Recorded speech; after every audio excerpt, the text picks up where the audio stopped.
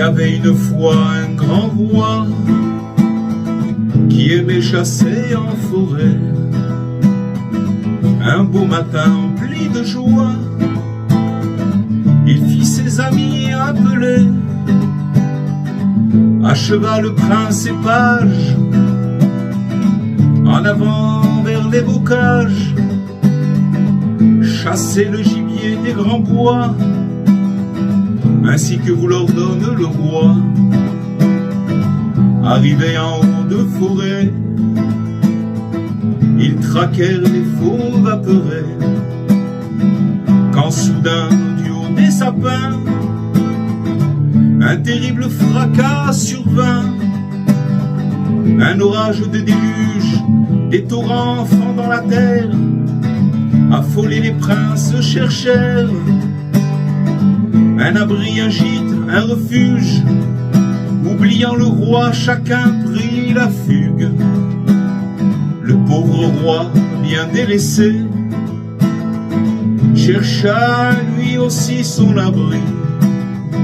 Quand au cœur des bois inondés, une pâle lueur il vit, entre les arbres énormes, la masure d'un bonhomme. Le roi implora le secours, la porte s'ouvrit sans tarder. Mon pauvre, entrez vous réchauffer.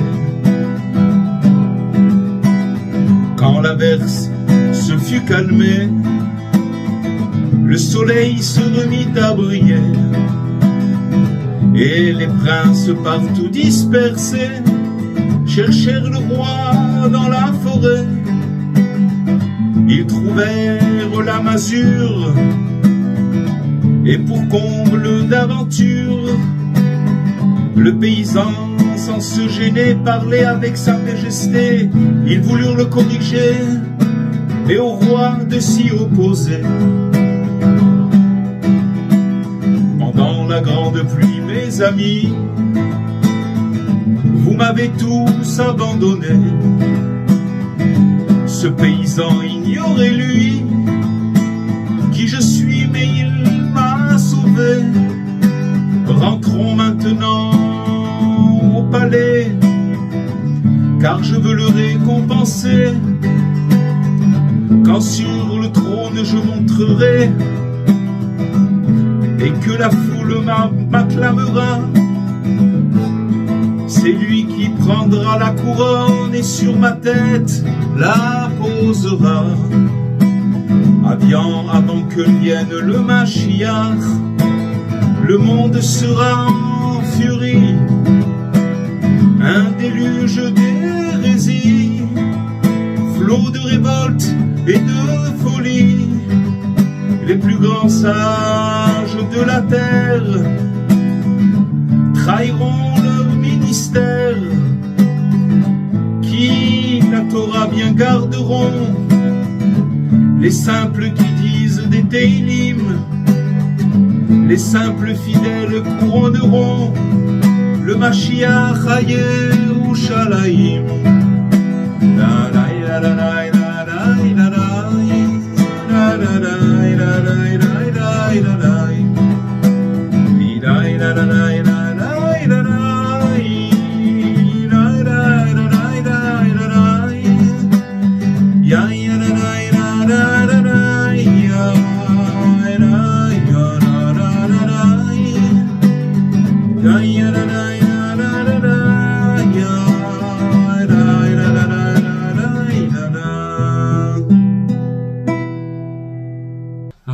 Bonsoir à toutes et à tous. Avec l'aide de Dieu en direct d'Ouman, on va lire une lettre de Rabbi Nathan. Je vais vous dire le sujet, ça parle de la pensée, de nos pensées. La pensée, c'est quelque chose de primordial, parce que de la pensée découle tout ce qui se passe avec nous. Ça veut dire toute notre vie, elle découle de notre pensée. Alors, comme je vous ai dit, Rabbi Nathan, il envoie cette lettre, toutes ces lettres à son fils, et il y a des choses qui sont très très fortes dans la mesure où, comme je l'ai répété plusieurs fois, dans une lettre de Rabbi Nathan à son fils, il y a des choses qui sont très très fortes, qui passent et qu'on voit pas par exemple dans une étude. Dans une étude, si vous voulez, quand on étudie les textes de Rabbi Nathan, il faut vraiment creuser, mais c'est pas quelque chose qui est envoyé à son fils. Ça veut dire c'est pour tout le monde. Donc là, il parle d'une manière comme on dit, à bâton rompu, et il y a des choses qui sortent de ça extraordinaires. Il y a une intimité qui sort de ça et c'est extraordinaire.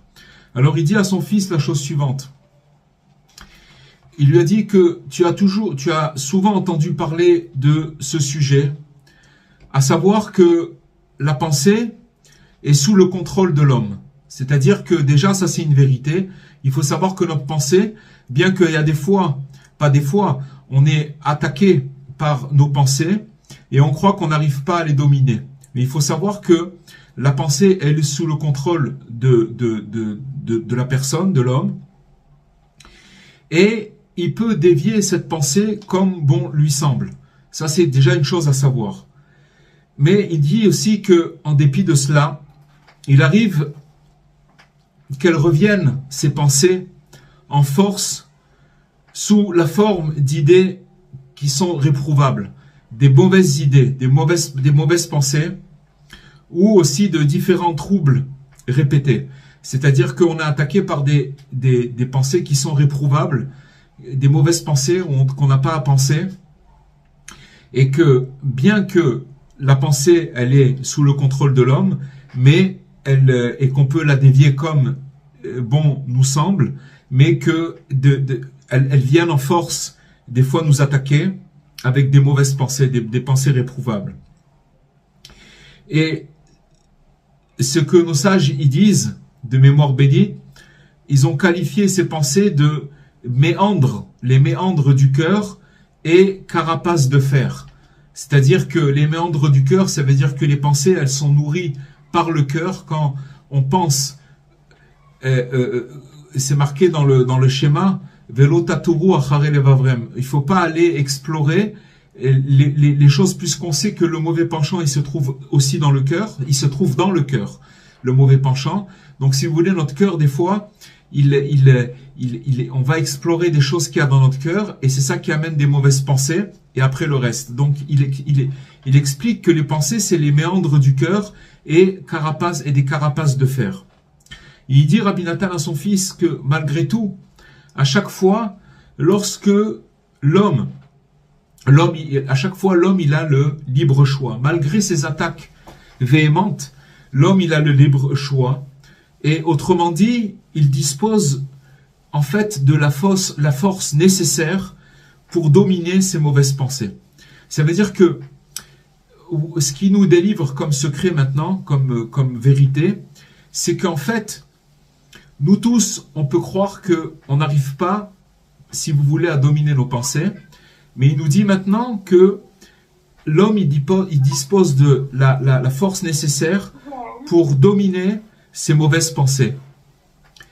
Et en ce qui concerne le galop de l'esprit dans le secteur à proscrire, c'est-à-dire que l'esprit galope. Moi, je viens d'y arriver. Est-ce que vous pouvez fermer votre micro, s'il vous plaît? Pardon, parce qu'on entend tout, s'il vous plaît.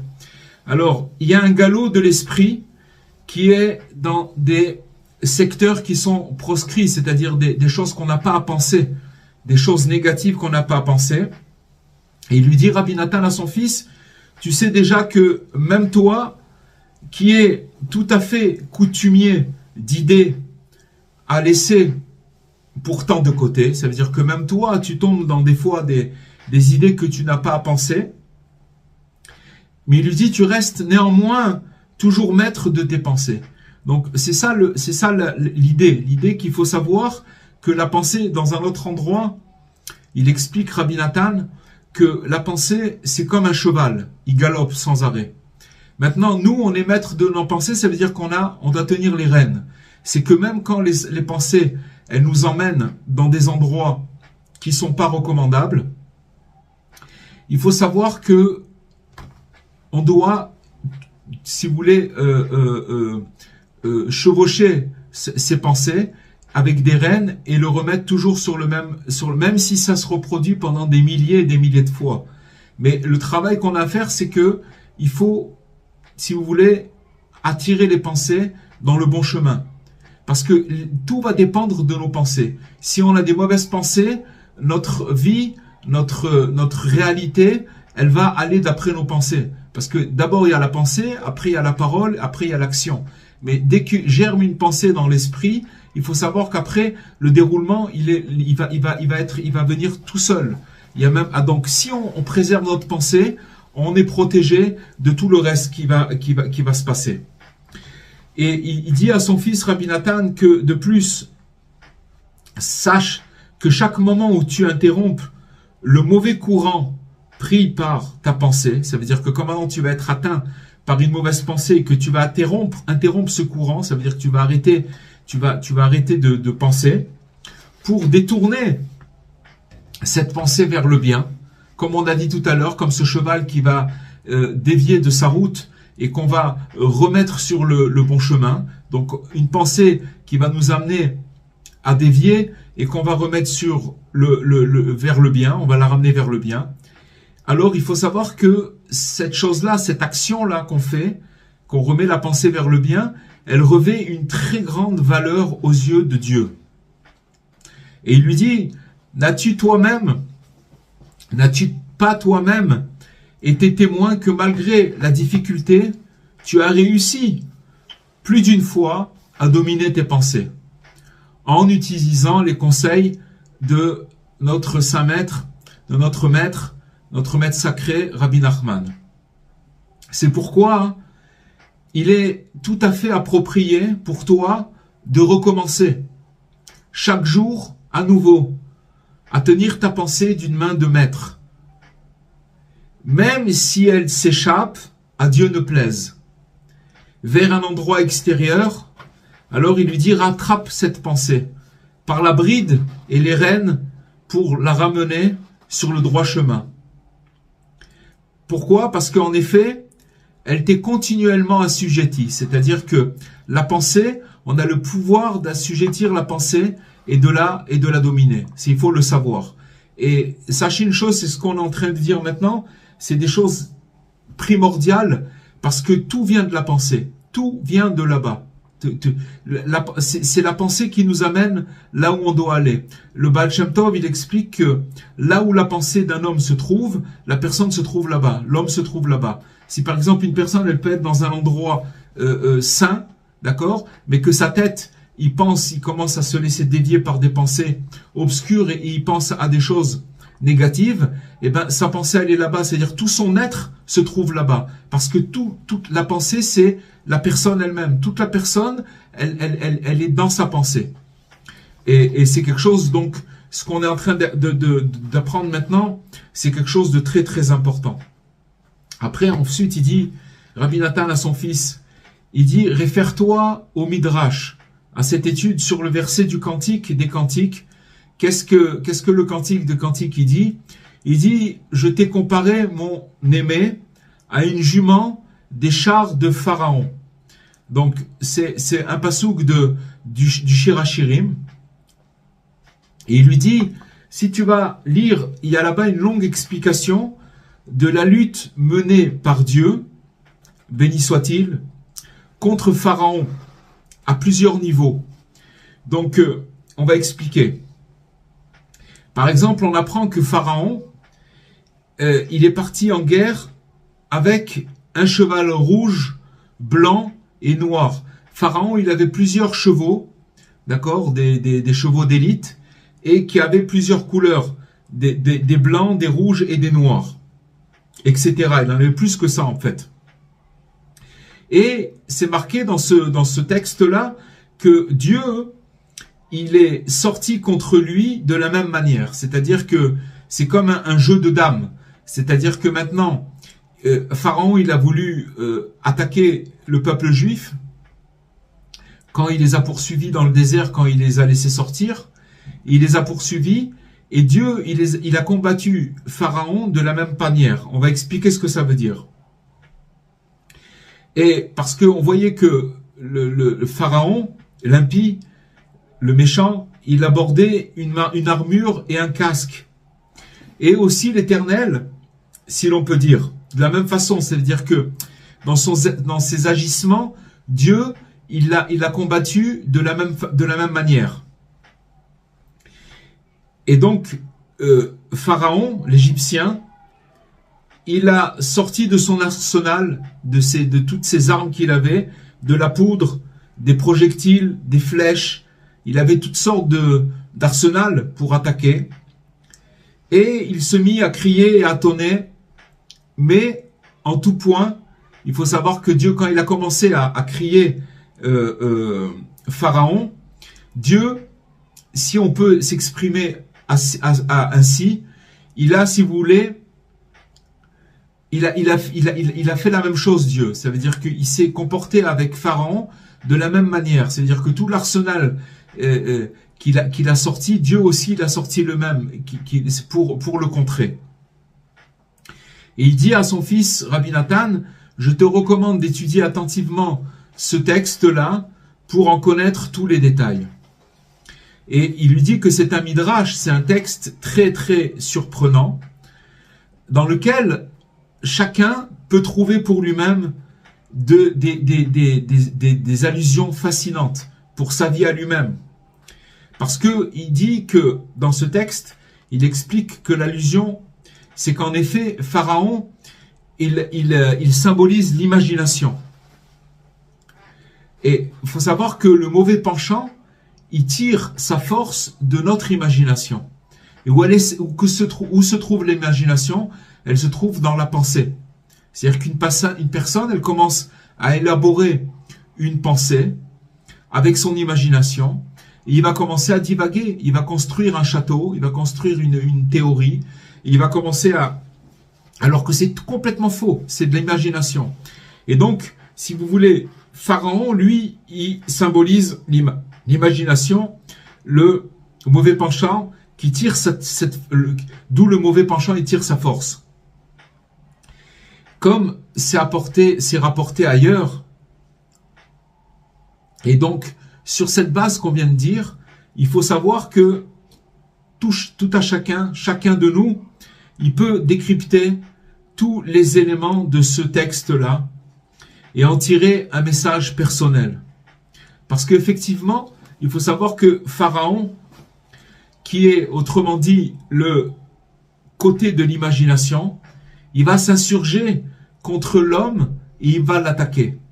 Il l'attaque à chaque fois d'une manière différente. C'est pour ça que quand on voit que tout l'arsenal qu'il a déployé, Pharaon, pour attaquer les Juifs dans le désert, c'est de la poudre, des projectiles, des flèches, avec toutes sortes de chevaux, des casques, toutes sortes d'armures, etc.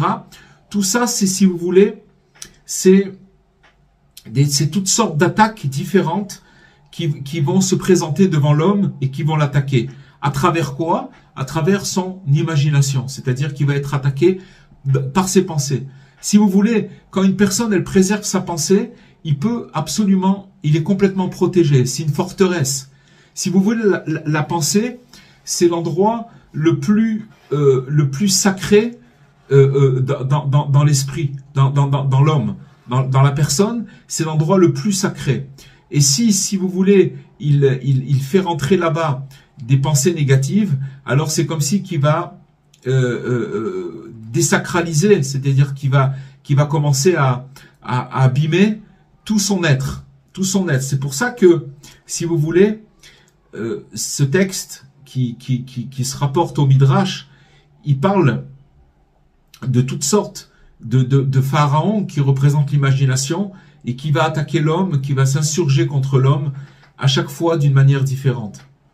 Parce qu'il faut savoir que l'essentiel du conflit que l'homme doit mener concerne la pensée. Vous vous rendez compte ce que ça veut dire? C'est-à-dire que maintenant, on dit pas la personne elle doit faire telle chose dans sa vie. Il dit Rabbi Nathan que l'essentiel du conflit que l'homme il doit mener dans ce monde-là concerne les pensées. Parce que il faut savoir qu'en effet, les bonnes pensées représentent le bon penchant Tandis que les mauvaises pensées représentent le mauvais penchant. Et c'est ces dernières, ça veut dire le côté mauvais de l'imagination, qui essaye de rentrer contre, qui essaye de rentrer contre, de s'attaquer contre l'Esprit Saint. C'est-à-dire que nous, notre travail, c'est d'avoir un esprit saint, des pensées saintes, d'accord? Mais il faut savoir que en nous, on a ce pharaon, cette imagination qui vient avec toutes sortes d'arsenal pour nous attaquer et qui vient détruire cette pensée qui est sainte. D'accord?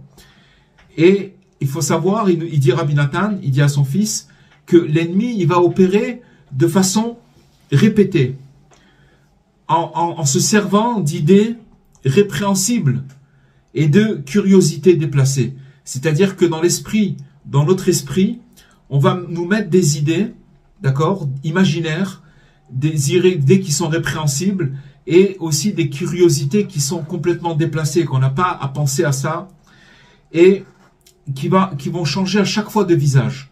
C'est-à-dire qu'on va être attaqué de différentes manières.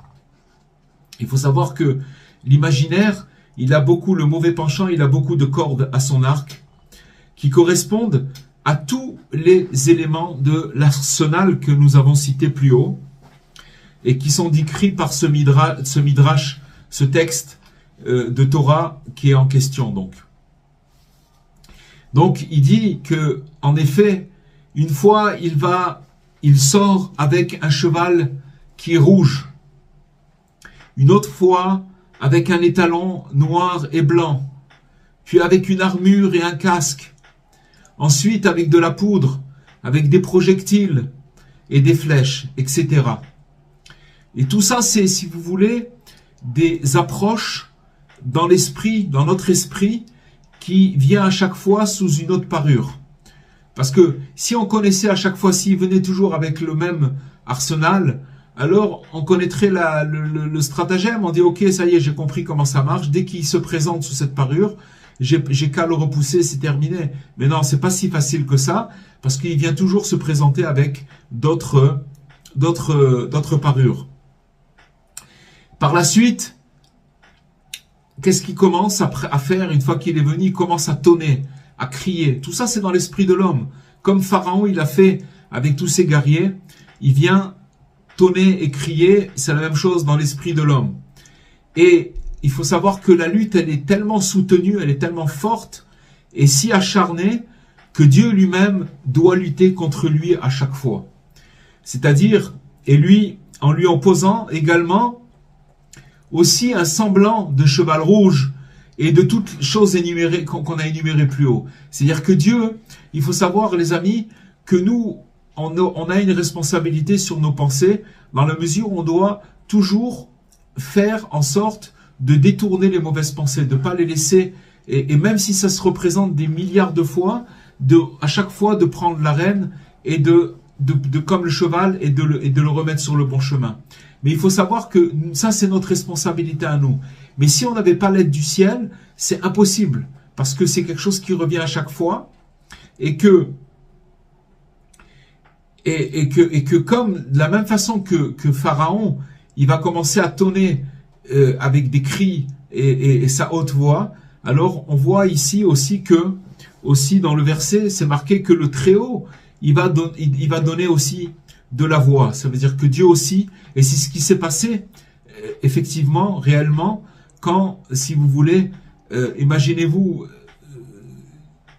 des centaines de milliers de personnes, des vieillards, des enfants, des gens plus jeunes, plus vieux, etc. Tout un peuple qui sort pour se diriger en sortant ils sortent d'Égypte et ils sont rattrapés après 3 jours de marche par des chars, par des corps d'élite qui veulent les massacrer. Et qu'est-ce qu'ils ont devant eux? Ils ont la mer. Ils n'ont pas où aller. Donc imaginez-vous qu'est-ce qui se passe. Donc il faut essayer de se remettre dans le contexte et de savoir que dans l'esprit de l'homme, c'est exactement la même chose. Maintenant, Rabbi Nathan, il dit à son fils une chose, c'est que en somme, une personne qui est dotée d'intelligence et qui désire la vérité, il peut comprendre comment tout ceci déferle sur elle. Il peut comprendre tout ce qu'on vient de dire. Pourquoi Rabbi Nathan il ramène ce texte de Pharaon? Parce que il l'associe à ce qui se passe avec nous dans notre esprit. Tout le monde passe par là. C'est tout le monde. Il n'y a personne qui est exempt de ce déferlement. La seule différence, c'est que si quelqu'un il est doté d'intelligence, alors il comprend que comment tout ça déferle vers lui. Ça veut dire qu'il comprend que dans son esprit, il arrive à s'identifier par rapport à ce qu'on vient de dire. Maintenant, il nous dit quelle est la parade primordiale. Ça veut dire comment on va parer contre ce déferlement d'idées qui veulent littéralement nous éliminer. Alors c'est quoi la parade? Elle consiste, cette parade, à imiter les enfants d'Israël, qui sont pris au piège face à la mer, et qui ont levé les yeux et ils ont aperçu les Égyptiens. Les Égyptiens, ça veut dire qu'ils symbolisent encore une fois l'imagination. Parce qu'il faut savoir que tout ça, il y avait des Égyptiens, il y avait des chars, il y avait des chevaux, etc., des lances, de la poudre, des flèches, etc. Mais en vérité, ça s'appelle, la personne, elle croit tellement à la chose qu'elle le voit, elle s'imagine que c'est vrai. Et il nous dit que tout ça, ça symbolise l'imagination. Et dans sa tête, c'est la même chose. Dans notre tête, on a l'impression que tout ce qu'on est en train de penser, tout ce qu'on est en train d'élaborer comme pensée et ce château qu'on est en train de construire, ça représente, si vous voulez, c'est notre imagination. Et on a l'impression que c'est vrai. De la même façon quand ils ont vu les chars, qu'ils ont vu que c'était vrai. Et les chevaux.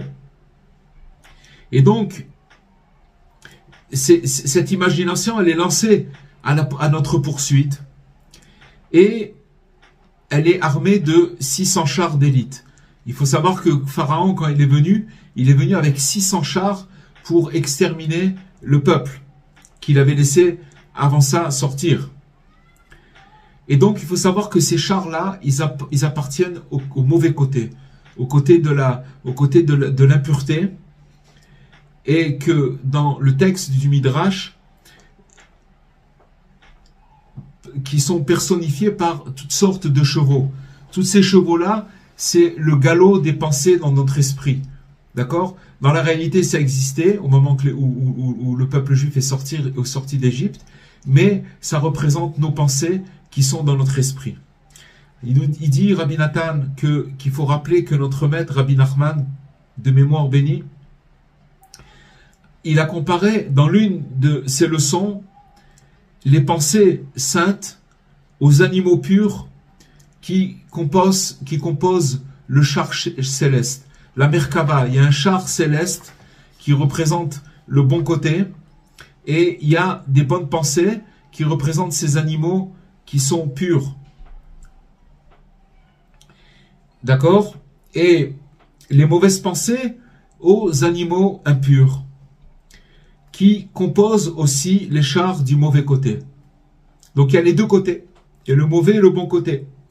Et c'est sur le champ de bataille que va se jouer l'essentiel de la victoire. C'est-à-dire que, et c'est très très fort ce qu'il dit maintenant, c'est une clé extraordinaire, qu'en fait il est en train de nous dire que maintenant, la vie de l'homme, elle se joue essentiellement dans son esprit, dans sa pensée. Et que c'est là-bas qu'il va gagner la victoire. C'est-à-dire que des fois, une personne, elle est attaquée par ses pensées, et elle vit sa vie, et elle veut essayer, si vous voulez, dans l'action, de faire des choses, mais elle n'y arrive pas. Elle n'arrive pas dans l'action à faire le combat. Pourquoi? Parce que la pensée, elle a été déjà, si vous voulez, intoxiquée. Donc, si vous voulez, tout le travail et l'essentiel de la victoire, elle se passe dans la pensée. Parce que si la personne, elle arrive à rectifier sa pensée, c'est un travail C'est très simple hein, comme travail. C'est le plus simple possible. C'est que c'est un travail où que quand vous avez une mauvaise pensée, vous la remettez sur le bon chemin. Tac, à chaque fois, vous la remettez. Ça peut se passer des milliards de fois. Mais si une personne, elle fait comme ça, on a vu plus haut que chaque effort qu'on fait dans ce sens-là, c'est quelque chose qui est très très apprécié par Dieu. Et c'est ça que Dieu il attend de nous. Mais il faut savoir qu'après que l'on ait pris un peu le dessus sur le mal, ça veut dire que même si on fait ce travail de rectifier notre pensée, alors il va revenir en force en se réveillant à chaque fois. Et en affichant, comme on a vu plus loin, une infinité de visages différents. Comme il est expliqué dans ce midrash-là qu'on a mentionné précédemment. C'est pourquoi il est impératif de solliciter abondamment le secours du Saint béni soit-il. C'est-à-dire que il faut savoir que il y a notre travail à nous personnel de rectifier sa pensée, mais si on sollicite pas l'aide de Dieu, c'est pas possible. Et à l'instar des enfants d'Israël qui se sont retrouvés avec les chars qui voulaient les massacrer, les chevaux, les flèches, la poudre, etc. Et qu'ils étaient entre les Égyptiens et la mer qui était devant eux. Et à l'instar de ces enfants d'Israël qui suivirent en fait la tradition ancestrale, comme en témoigne le verset dans la Torah, c'est marqué que les enfants d'Israël, ils ont crié vers l'Éternel, d'accord? Et c'est ça qu'ils ont fait. Ils n'avaient pas de solution. C'est-à-dire que maintenant ils étaient noyés par ces attaques-là. Ils n'avaient pas d'autre moyen de s'en sortir que de crier. Et nos sages, ils nous enseignent que sans l'aide de Dieu, l'issue du combat était inéluctablement fatale. Ça veut dire que ça aurait été impossible pour le peuple juif de sortir de ce combat. C'est pas possible. Ce qui les a sauvés, c'est d'avoir crié. Mais ça veut dire quoi crier? C'est-à-dire que maintenant, quand on est attaqué par ses pensées, il faut crier. Sachez les amis que le cri, il n'est pas forcément un cri. C'est aussi un cri qu'on entend, qu'on crie, hein, qu'on fait sortir de sa gorge, d'accord? Mais Rabbi Nachman, il a dit expliqué aussi que il y a un cri qu'on peut faire. Ça s'appelle un cri silencieux. Et je vous donne un exemple. Le cri silencieux, c'est par exemple si vous mettez votre bouche dans un coussin, vous voyez, vous mettez votre tête dans un coussin et que vous commencez à crier dans le coussin, c'est un cri qui va pas s'entendre. Mais c'est un cri qui monte très très très haut. Parce que en fait, le cri, c'est de dire je n'ai pas de chance, j'ai aucune chance devant tout ça, devant ces chars-là. Qu'est-ce que je fais? Alors j'implore l'aide du ciel. Et c'est à ce moment-là que l'eau, elle s'est ouverte, c'est à ce moment-là que le miracle s'est produit. Et pour revenir à ce texte du Midrash, on voit que en fait le Hachem, il a lui-même fait la guerre continuellement contre Pharaon, qui symbolise le mauvais côté de l'imagination. Voilà, donc ça c'est une chose. Donc il nous dit que tout homme, se doit lui-même d'être lui-même un char pour la divinité. C'est-à-dire que de la même façon que Dieu il combat, de la même façon comme les enfants juifs, les enfants d'Israël, ils ont été attaqués par Pharaon. Dieu il l'a combattu aussi de la même façon. Donc nous aussi on doit combattre de la même façon, c'est-à-dire qu'avec un char pour la divinité, pour Dieu. Il faut savoir que quand on dévie notre pensée d'un petit millimètre du mal, il faut savoir qu'on a créé un char de la divinité. Et les justes sont en fait le char de Dieu. C'est ça les justes, c'est le char de Dieu. Alors, il y a encore un petit morceau, on va terminer. Il dit que puisse Dieu, béni soit-il, me conduire en paix dans le droit chemin de la vérité et en tout cas nous faire mériter dès à présent de sortir de l'impureté d'Égypte. En effet, il faut savoir que l'exil égyptien englobe tous les autres exils. C'est dans lequel le principal est l'exil de l'âme. Il faut savoir que souvent dans les prières, dans notre tradition, le Kiddush le vendredi soir ou la Gadat Pessar et même dans la prière de tous les jours, on mentionne toujours le fait que Dieu il nous a sortis d'Égypte. Pourquoi? Parce que cet Égypte-là, il englobe tous les autres. C'est-à-dire que c'est, en fait, il revient à chaque fois. Et nous prions, en fait, Dieu pour avoir le mérite de nous purifier des mauvaises pensées et des idées étrangères et pleines de troubles. Et pour, au contraire, lier constamment nos pensées à la Torah et à Dieu de toutes nos forces. Il n'y a pas entre les deux. Hein. Il faut savoir que si vous voulez, quand une personne elle laisse divaguer ses pensées, automatiquement elles sont obligées, il divague dans des mauvaises pensées. Il commence à penser sur l'autre, il commence à penser sur voilà, on va pas faire de dessin, chacun il pourra se retrouver dans tout ça. Et pourquoi il m'a fait ça, pourquoi c'est ci, pourquoi, ou alors sur lui-même, il pense des pensées sur lui-même, négatifs, etc. Tout ça, il faut savoir que les mauvaises pensées, c'est le mauvais penchant, c'est l'imagination. Et qu'il faut rappeler que malgré tout, quels que soient l'égarement de la personne au niveau de sa pensée, qui va se fourvoyer dans les méandres du cœur, puisque on a expliqué que les pensées, elles sont dans le cœur. Après, la personne, elle va explorer dans son cœur, et c'est là-bas qu'elle va prendre des mauvaises pensées. Et il dit que malgré tout, même s'il s'égare et qu'il rentre dans les méandres du cœur, alors il faut savoir que cette pensée, elle demeure encore et encore sous son contrôle à chaque instant. C'est ça la clé. C'est ça la clé. Faut pas croire qu'on est noyé et qu'on peut pas s'en sortir. C'est ça qu'on nous donne comme impression. L'imagination nous donne cette impression, mais c'est pas vrai. Puisque il nous dit Rabbi Nathan que elle est encore sous notre contrôle. Il faut savoir que tout dépend de la pureté de la pensée, car tous les processus de purification, si on veut arriver à la purification, elle s'opère au niveau de la pensée de l'homme. Ce principe a été énoncé à l'intention de chaque membre du peuple d'Israël. D'accord? Alors, il y a encore un petit morceau dans ce paragraphe, on va terminer, qui parle encore de la pensée. Comme ça, on aura plusieurs facettes qui parlent de la pensée de Rabbi Nathan. Et il dit à son fils que j'ai beaucoup de choses à te dire. Mais à l'heure où je t'écris, le Saint Shabbat vient de se terminer et je me sens faible. Il était faible, Rabbi Nathan. Il dit cependant, j'ai tenu à te réveiller sur un seul point. Sur le fait que tu as l'habitude de penser beaucoup à chaque chose.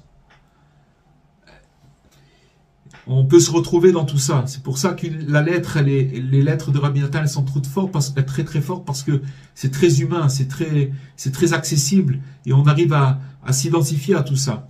Donc il lui dit, tu as l'habitude de penser beaucoup à chaque chose, comme tu me l'écris couramment dans tes lettres, et que cela te perturbe et te cause le tort dont tu me fais part à chaque fois. À chaque fois, tu me fais part que tu penses beaucoup et que ça te crée du tort. Alors, il lui dit, Rabbi Nathan, voici ma réponse sur ce point. La solution à ton problème est d'éviter le problème. En effet, il n'y a aucune obligation à beaucoup réfléchir. Regardez comment c'est extraordinaire. À Dieu ne plaise, que Dieu nous en préserve. Il n'y a aucune obligation à beaucoup réfléchir. Au contraire, notre maître et guide de mémoire bénie, il parle de Rabbi Nachman, nous a mis en garde à de nombreuses reprises de ne jamais trop réfléchir. Il a entre autres nettement affirmé que ce problème, c'est quel problème il parle, c'est-à-dire le surplus de pensée, joue de bien mauvais tours à l'homme. Que Dieu nous en préserve. Et puisque tu en as pris l'habitude depuis quelque temps, tu dois absolument t'efforcer à briser cette coutume. Tu as pris l'habitude de penser des fois négativement et tu t'es laissé... Des fois, on fait des efforts sur notre pensée et puis boum, on retombe en arrière et on retombe encore dans ce flot de pensée. Et donc, il dit Rabbi Nathan qu'il faut s'efforcer de casser cette coutume et de t'efforcer à chaque fois pour détacher ton esprit de tout cela. C'est ça le travail. Et c'est un travail qui est possible. Chacun là où il est, il peut détacher sa pensée des mauvaises pensées. Et il dit, en fait, le mot d'ordre, c'est quoi le mot d'ordre? Ne jamais trop réfléchir. Et ce, dans tous les domaines. En particulier, celui des mauvaises pensées et des idées réprouvables qu'il faut fuir catégoriquement, en empêchant rigoureusement son esprit de regarder en arrière. Regardez ce qu'il nous dit. Voilà, ce qu'il faut réprouver le plus, c'est de revenir en arrière et de commencer à penser. C'est ça qui tue l'homme, sachez les amis. C'est que la personne, elle revient avec son esprit en arrière, et elle commence à dire, voilà, qu'est-ce qui s'est passé, j'aurais dû faire comme si. C'est complètement faux. C'est avec ça, si vous voulez, la pensée, l'imagination, elle attrape l'homme, et la personne, elle peut tomber très très bas à cause de ça, dans le désespoir complet. Il convient aussi de faire abstraction à chaque instant de ce qui est arrivé auparavant. Regardez qu'est-ce qu'il dit Rabbi Nathan. Enfin, il dit Rabbi Nathan à son fils, il te reste à compter sur la grande puissance de notre maître. Il parle de Rabbi Nachman. Que tout s'inversera en bien. Ça veut dire que Rabbi Nachman il a dit Yeshinyan, Shenitaper, Akol Letova. C'est-à-dire que maintenant, si Rabbi Nachman il a dit que tout s'inversera en bien, alors il faut compter sur la grande puissance de ce maître, de Rabbi Nachman, et s'appuyer sur sa puissance et sur ses épaules, et de croire ce qu'il dit. Et sachez les amis, celui qui s'appuie sur les conseils de Rabbi Nachman comme une canne, et en disant que s'il n'y a que ça qui va l'aider, il voit des miracles. Il voit des miracles, tout simplement. Parce que à partir du moment où il fait confiance au conseil de Rabbi Nachman, et il s'appuie, parce que Rabbi Nachman, sachez, vous voyez, il est ici je suis à 10 mètres du tombeau de Rabbi Nachman. Et il s'est marqué que Rabbi Nachman, c'est quelqu'un, c'est dire que il a dit à sa fille, Odel, il a dit, si tu viens derrière ma porte, et que tu tapes à ma porte, que moi je suis juste derrière la porte, et que tu commences à taper, et que tu commences à me parler, est-ce que je vais pas t'entendre? Je vais t'entendre, parce que tu es derrière la porte, alors je t'entends. Alors il a dit ça à sa fille, pour lui dire, quand tu viendras sur mon tombeau, et que celui qui parlera sur mon tombeau, alors j'entendrai chaque mot et chaque chose. Ça veut dire que Rabbi Nachman, il est vivant. C'est-à-dire que quand on vient sur son tombeau, c'est comme si qu'on rentrait dans une pièce et qu'on parlait avec lui. C'est lui qui a dit. Il a dit tout simplement. Il suffit juste d'y croire, tout simplement. C'est de la même façon. Quand maintenant on prend un conseil de Rabbi Nachman, c'est-à-dire de ne pas revenir en arrière, et que de savoir que il y a une grande puissance dans les conseils de Rabbi Nachman et qu'on y croit, et que de croire à quoi? Que notre maître, il a dit que tout s'inversera en bien. Et il dit Rabbi Nathan, simplement, sois fort et courageux. Fort, ça veut dire ne pas te faire impressionner, sois fort. Sache que devant toutes ces pensées, sois fort, n'aie pas peur, et courageux. Ne te fais pas impressionner.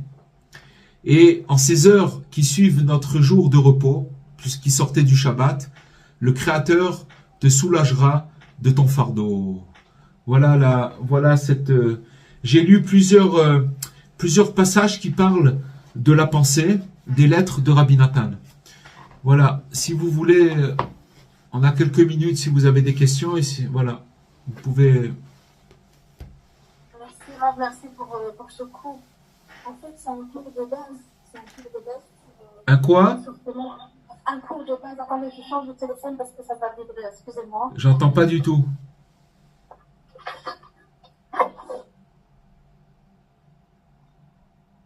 Excusez-moi, j'avais un problème de connexion. Non, je disais que c'est un cours de base dans le sens où les pensées, c'est la base de tout on a toujours l'impression qu'on n'est pas capable de maîtriser ses pensées. Absolument. Absolument. Ce que vous avez dit, c'est de dire que on n'est pas capable de il n'est pas nécessaire de trop réfléchir. Ça, c'est un ridouche. Non, c'est plus que ça. C'est que tout ce qui est passé, il faut le proscrire complètement.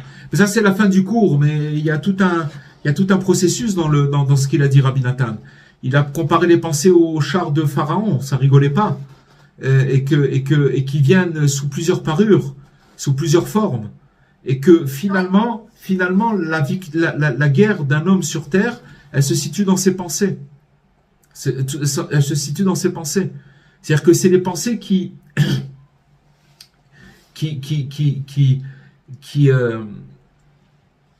découlent. C'est l'homme qui domine l'homme. Non, elle domine pas l'homme. L'homme domine, il peut les dominer. C'est ce qu'on a appris ce soir. C'est-à-dire qu'il est en tout temps, il peut les dominer. Il peut les dominer. Ça veut dire quoi les dominer? C'est pas les dominer. Ça veut dire c'est les remettre sur. Il sort de la pensée. C'est-à-dire qu'il va avoir une mauvaise pensée Une mauvaise pensée, ça veut dire c'est toutes sortes de mauvaises pensées. Des pensées qui vont l'angoisser. Tout ce qui angoisse dans les pensées, c'est le Yetzer Hara. C'est le mauvais penchant. Faut le savoir. Alors il faut sortir de ça. Comment on sort? Comme si qu'on est maintenant, on chevauche le cheval et que maintenant on va le dévier de cette pensée. Après ça va revenir. Et oui, c'est sûr que ça va revenir. Mais on fait ce travail petit à petit, on apprend à bien penser, doucement. Vous savez, on a dit en quelques minutes, en 40 ou 50 minutes, on a dit des choses qui sont puisées dans les enseignements de Rabbi Nathan, de Rabbi Nachman, que Rabbi Nathan il raconte dans une lettre, en lui disant certaines vérités. C'est pour ça que c'est très fort. C'est très fort dans la mesure où, si vous voulez, si on peut prendre, si vous voulez, une étude de Rabbi Nachman qui va parler de la pensée, où ça va être beaucoup plus, où on va rentrer beaucoup plus, mais on va pas recevoir ça va rester très théorique. Mais alors que là ça descend. Et il nous dit c'est possible d'enlever ces pensées, parce que toute la guerre de l'homme elle se situe là-bas. Si quelqu'un il n'a pas arrangé sa pensée, il a perdu la guerre. Il peut pas. C'est là-bas que ça commence. Et si là-bas il travaille là-bas dans la racine qui est la pensée, il répare tout.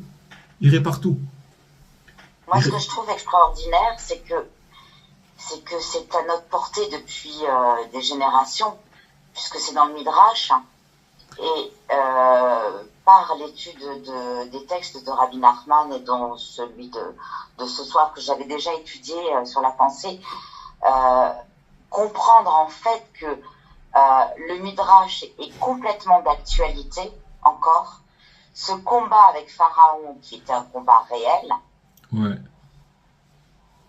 C'est ce qu'on vit nous dans notre imaginaire avec nous-mêmes.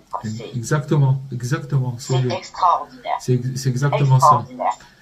Alors voilà, il faut. Ça veut dire que quand il y a des pensées qui sont négatives, il faut quoi? Les remplacer par des pensées, chasser les pensées, penser à autre chose? Non, les chasser on peut pas, parce que d'abord il faut savoir.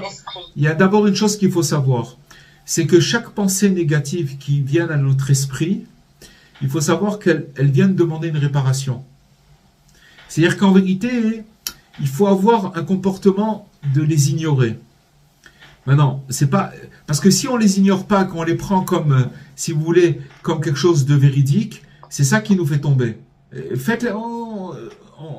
On arrive à se retrouver dans ce qu'on dit maintenant. C'est quelque chose que chacun y vit. C'est que quelqu'un il va commencer à rentrer dans une boucle de pensée, une angoisse, une pensée tac qui amène une autre, ça l'amène à tomber. C'est impossible de trucs. Donc ça veut dire quoi une mauvaise pensée? Quand il nous vient une mauvaise pensée, il faut d'abord il y a une chose très très importante qui dit pas Rabbi Nathan ici, mais qu'il dit dans un autre endroit, que c'est impossible qu'une personne ait deux pensées dans son esprit. C'est pas possible. Il peut pas penser à deux choses en même temps. Alors quand il vient une mauvaise pensée, il doit pas la chasser. Il doit la remplacer par une autre pensée. Et une bonne pensée. C'est-à-dire quoi? Il vient maintenant, tu viens de te faire attaquer par un char, par un cheval rouge, ou un cheval blanc, ou un cheval noir, j'en sais rien, d'accord? Ou alors une flèche, on vient de t'envoyer un truc. Maintenant, elle est là, elle est arrivée, d'accord, maintenant, ne la fermente pas, remplace-la. Ça veut dire que tout de suite, tu commences à penser, quand ça rentre dans ta tête, tu penses à une bonne pensée. Tu penses à une bonne pensée, tu penses à un truc positif, quelque chose de positif. Alors, c'est comme ça qu'on répare les mauvaises pensées. Mais comme on a des wagons et des containers de pensées qui sont de notre imagination, il faut savoir aussi que ça vient aussi avec toutes les vies précédentes. Toute l'imagination, on a un gros bagage. Nous, on ne doit pas s'occuper. Comme il dit dans un autre endroit, Rabbi Nathan, que en fait la pensée, elle doit être considérée comme on l'a dit déjà. Imaginez-vous maintenant que vous êtes en train de passer devant un jardin et une cour, d'accord, une propriété privée, et il y a une clôture. Et derrière cette clôture, il y a un chien qui aboie. Alors vous passez votre chemin. Vous commencez pas à prendre compte de ça. Vous continuez votre chemin et vous savez que voilà, c'est tout. Vous n'avez pas à faire attention à ça. Alors c'est ça l'attitude. C'est en fait que il y en a plein des pensées. Ça s'arrête pas. Le truc, c'est que quand on rentre dans la boucle de ces pensées, c'est ça la schizophrénie. C'est ça ce qu'ils appellent maintenant dans ces termes de médecine, psychiatrie et tout ça. Les gens, ils commencent à rentrer et sachez que c'est la maladie de la génération, parce que Rabbi Nachman, il est venu, il a dit c'est terminé le Yetzer Hara, le mauvais penchant. Le mauvais penchant, c'est l'imagination. C'est l'imagination. On croit des choses, on voit des choses, on imagine des choses. C'est que ça. C'est que ça. Et quelqu'un qui va travailler dans sa racine, dans sa pensée, il va avoir une vie extraordinaire. C'est-à-dire ça va pas déferler après dans son. Alors on est tous malades. Alors bon Hachem, Rabbi Nachman, il nous donne des conseils. Il faut déjà pas trop penser et pas revenir en arrière. Il faut pas revenir en arrière. Il y a pas de passé. Ça n'existe pas. Le passé n'existe pas. Il n'existe pas. Est-ce que ça revient à dire aussi, comme dit souvent le Rav Besançon, il faut être méchonef, une bouffée délirante. Ouais. Est-ce qu'on peut essayer de transformer nos pensées négatives, on va dire, en bouffées délirantes? Alors, ce que vous dites là, on pourrait faire maintenant un cours de 2 heures qui continuerait là-dessus. En fait, Peterazat Hashem, on va le faire, j'espère, mais il faut que je l'étudie bien. C'est en fait, Rabbi Nachman, il dit dans un enseignement de prendre l'amertume, l'angoisse, le découragement et de le faire entrer dans la simcha. C'est-à-dire de le transformer en simcha. Comment on peut faire entrer une angoisse et qu'on la transforme en simcha? En général, ce qu'on fait, c'est que quand il y a une angoisse, on la fuit.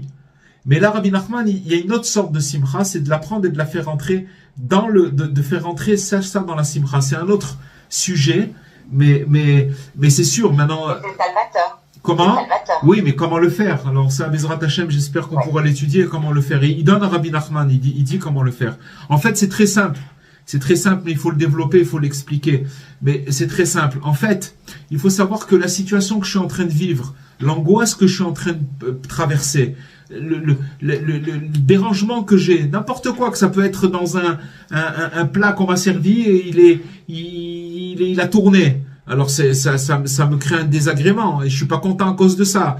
Ou alors n'importe quoi, ou des choses beaucoup plus graves, ou n'importe quoi. Peu importe quel est il faut savoir que ça vient d'Hachem. Ça vient d'Hachem. D'accord? Ça vient d'Hachem. Ça n'a pas été créé ni par une personne, ni par un intermédiaire. C'est Hachem qui a décidé comme ça. Alors maintenant, si c'est Hachem qui a décidé la chose, d'accord? C'est lui qui l'a décidé. Il n'y a pas plus simcha que Dieu. S'il a fait, c'est pour le bien. Alors j'ai de la simcha. Bon, là, je vous l'ai dit vraiment sur un pied en 3 secondes, mais il faut l'étudier, il faut le développer pour comprendre et rentrer là-dedans, Bezrat Hashem. Mais en fait, il faut savoir que tout ce qui nous arrive, tout ce qui se passe autour de nous, c'est Hachem qui le fait. Et toute la Emouna, elle est basée là-dessus. Toute la croyance, elle est basée là-dessus. C'est qu'il n'y a rien d'autre que Dieu. Il n'y a que ça. Il n'y a que ce que lui, et donc tout ce qui arrive, tout ce qui m'arrive, je dois être content de ça. Parce que de toute façon, il faut savoir trois choses en fait. Que Dieu, il m'aime d'un amour incroyable, extraordinaire. Il faut bien le rentrer. On ne peut pas rentrer dans la croyance, dans la foi, si on ne sait pas que Dieu il nous aime. C'est impossible sinon. Dieu il nous aime. Il y a une deuxième chose aussi, c'est que quand j'ai mal, il a mal aussi. C'est-à-dire que quand c'est dur pour moi, c'est aussi dur pour lui. La première chose, il m'aime. La deuxième chose, quand j'ai mal, il a mal. Il a mal autant que moi. Et la troisième chose, que tout ce qu'il fait pour moi, c'est que pour mon bien. C'est que pour mon bien. Il y a rien de mal qu'il fait. Il y a rien de mal. Alors voilà, ça c'est trois choses. Ça c'est déjà la base pour commencer mais seulement c'est un travail. C'est un travail de, si vous voulez, de le répéter, de le travailler. C'est un muscle. C'est un truc qui se développe sur le terrain. Sur le terrain. Maintenant, je sais pas, il m'est arrivé n'importe quoi. Je veux pas, n'importe quoi qui peut arriver à un homme. Il faut savoir que c'est Hachem. C'est Hachem. Maintenant, si Hachem, il fait ça pour moi, c'est d'abord, il a mal de ça, parce que j'ai truc, mais c'est lui qui a fait. Moi, j'ai à voir un cas avec Dieu, j'ai à voir un cas avec personne. C'est quelque chose, on est loin de ça, mais il faut savoir où se trouve la vérité. C'est ça la vérité. Après, à nous de travailler. À nous de travailler. Et travailler, on peut se mettre tout de suite au travail, parce que chacun là où il est, tous les enseignements de Rabbi Nachman, c'est de travailler là où on est, dans notre conjoncture à nous, chacun avec ses paramètres à soi, et chacun il peut le faire. Chacun il peut le faire. Bon, là on a un petit peu débordé du sujet, Raval a posé une question, mais c'est sûr qu'après c'est d'arriver la simcha, la joie, c'est que maintenant, quand on se bat contre les mauvaises pensées, le but c'est d'arriver, c'est sûr que c'est d'arriver à la joie, ça veut dire de savoir que il y a des parasites dans notre, et puis surtout encore une fois, depuis Rabbi Nachman qui a parlé de l'imagination comme le mauvais penchant. Il y a que ça, que c'est ça, c'est la dernière guerre. Bezrat Hashem. Qu'Hachem il nous aide, qu'il nous aide à. Amen. Voilà. Rav, j'ai encore une question, je suis désolée. Qui n'a pas trop, enfin, qui a un petit rapport avec le cours. À un moment donné, vous avez parlé quand donc le peuple juif est parti d'Égypte, ils ont crié à Hachem, d'accord. Ouais. Quand ils se sont retrouvés devant la mer, quand ils sont partis d'Égypte, ils sont partis. Mais quand ils se sont retrouvés entre 600 chars avec des chevaux et la mer devant, c'est là où ils ont crié. Ouais. D'accord. Donc, il y avait l'imagination, mais bon, à l'époque, c'était réel, les chars de Pharaon et son armée, et devant la mer, donc, il n'avait qu'une seule solution, de crier à Hachem. Parce que j'essaye de comprendre, mais je sais que je comprends rien, mais si on met à l'heure actuelle cette situation, puisqu'on vit tous les jours la sortie d'exil d'Égypte, puisqu'on le dit effectivement dans nos prières le matin, etc. Est-ce qu'on peut comparer cette situation avec ce qui se passe actuellement? C'est-à-dire que on est dans ce monde imaginaire complètement inversé. Là, on le voit complètement avec tous les écrits de Rabbi Nachman, et on le vit complètement. Et on voit ces derniers temps la disparition de nos tzadikim, de nos gdolim dans la Torah, et moi j'en conclus que si on peut plus leur demander conseil, puisque ce sont des gdolim et qui sont partis, est-ce que Hachem fait ça pour que justement on ne demande plus à nos gdolim et qu'enfin on crie vers lui? Je sais pas, mais d'abord, je sais pas, mais par contre, une chose que je veux dire non, je veux dire, je sais pas. Par contre, il y a une chose que je voudrais rectifier, c'est que quand ils ont été attaqués, vous avez dit qu'ils ont été attaqués par les chars et que c'était vrai. C'était pas vrai. C'était vrai dans la mesure où ils ont cru que c'était vrai.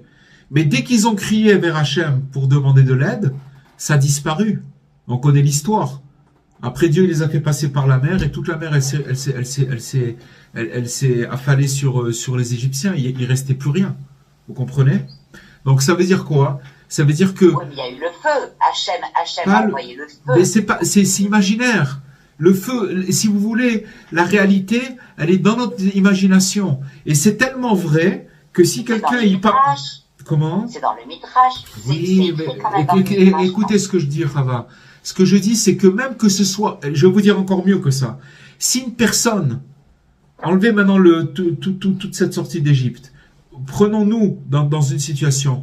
Si on croit à quelque chose, la chose, on va la créer. On va la fabriquer. Et elle va être réelle. Parce qu'on l'a fabriquée. Alors, il faut savoir que tous ces chars, ils ont été fabriqués aussi par l'imaginaire. C'est-à-dire ils ont attaqué, si vous voulez, le peuple juif, mais ils avaient deux solutions. Ou de croire que maintenant, dans quelques minutes, dans quelques temps, ils vont être exterminés. Ou alors de dire, non, on va élever notre cri vers Dieu, et Dieu les a sauvés. Vous avez compris? Et donc cet imaginaire qui était vrai, il a disparu, il n'existe plus. C'est fini, il est parti. C'est exactement la même chose. Et combien d'histoires à l'époque de la Deuxième Guerre mondiale, plein d'histoires, même pendant les pogroms, qu'il y a eu des trucs, des miracles extraordinaires, où que finalement, c'est au moment où ils étaient acculés devant le mur, qu'ils ont choisi de pas se décourager et de crier vers Hachem, mais seulement ça, hein, je vais vous dire, on peut pas l'inventer. On peut pas l'inventer. C'est-à-dire que quand une personne, elle se trouve vraiment dans cet endroit et qu'elle implore Hachem, c'est là où elle voit le miracle. Mais il faut qu'elle soit dans la situation. Il faut qu'elle soit dans la situation où elle a la mer devant elle et les chars qui vont le bousiller. Alors là, s'il appelle Hachem, il va être sauvé. C'est sûr. Mais il faut être là-bas, il faut être dans ce test-là, dans cette épreuve. Maintenant, voilà. Et maintenant, c'est exactement la même chose. Ça a pas changé. On est, si vous voulez, dans la puissance de l'imagination. Et il n'y a pas, dans la lettre, il le dit, Rabbi Nathan, que c'est pas possible de s'en sortir sans l'aide de Dieu et de crier vers Hachem, qu'Hachem nous aide. Alors commençons à crier. Commençons à demander de l'aide, et on verra que toutes les choses,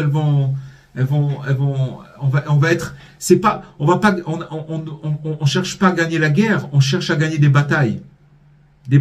Chaque fois que ça va se présenter à nous, c'est pas qu'on aura gagné la guerre, parce que ça va se représenter encore, mais au moins qu'on a pris ce réflexe de s'en remettre à Dieu et de crier vers Dieu qui nous aide. Voilà les amis. Merci beaucoup. Je vous souhaite une bracha be'atzlacha et merci d'être là. Et Bezrat Hashem, avec l'aide de Dieu, la semaine prochaine sur les ondes d'Ouman, Bezrat Hashem. Voilà. Amen, amen. Bracha be'atzlacha.